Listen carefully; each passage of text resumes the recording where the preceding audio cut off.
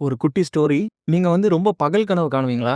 ஏதாவது ஒரு வேலைய தொடங்குன உடனேயே, அந்த வேலை ஃபுல்லா முடிஞ்சதாவும், அந்த வேலை முடிஞ்சதுனால உங்களுக்கு பயங்கரமா பேர், புகழ் எல்லாம் உங்களோட மேல அப்படியே கொட்டி, அப்படியே வந்து நீங்க ஃப்ளை பண்ணிட்டு இருக்கிற மாதிரி, வானத்துல, ஆகாயத்துல அப்படி போற மாரிலாம் உங்களுக்கு தோணுமா? இப்ப இதுக்கு ஒரு சின்ன ஒரு கதை இருக்கு.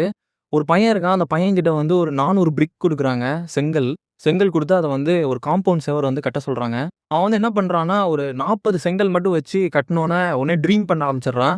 இந்த காம்பவுண்ட் மொத்தத்தையும் அவனாவே கட்டுனதாவும், இங்க ஒரு வீடையும் நடுவுல கட்டுனதாவும், அது மேல ஒரு தங்க கூரை போட்டதாவும், இத பார்த்து நெறைய நியூஸ் சேனல்ஸ் எல்லாரும் வந்து இந்த வீட்ட ரொம்ப ஃபேமஸ் ஆக்குனதாவும், இந்த மாரி வந்து தனக்குள்ளேயே நெறைய சிந்தனைகள கொண்டு வந்து அவன் வந்து ட்ரீம் பண்ண ஆரம்பிச்சுடுறான். கடைசி வந்து அவர் முதலாளி வந்து பார்க்குறாரு, அவன் அந்த வேலைய முடிக்கவே இல்ல.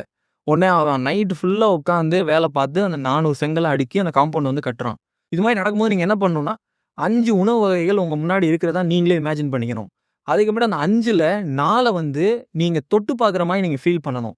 அந்த 4ல 3 வந்து ஒரு ஸ்மெல் வர்ற மாதிரி நீங்களே வந்து ஸ்மெல் பண்ணி பார்க்கணும். அதுல 2 ஹாட்டா இருக்கிறதா நீங்களே ஃபீல் பண்ணி பார்க்கணும். அதுல 1 நீங்க டேஸ்ட் பண்ணி பார்க்குற மாரி நீங்களே இமேஜின் பண்ணணும். ஸோ இந்த மாதிரி குட்டி, குட்டி எக்ஸர்சைஸஸ் இருக்கு. இது மாரி இன்னும் நெறைய எக்ஸர்சைஸ் கூட இருக்கு.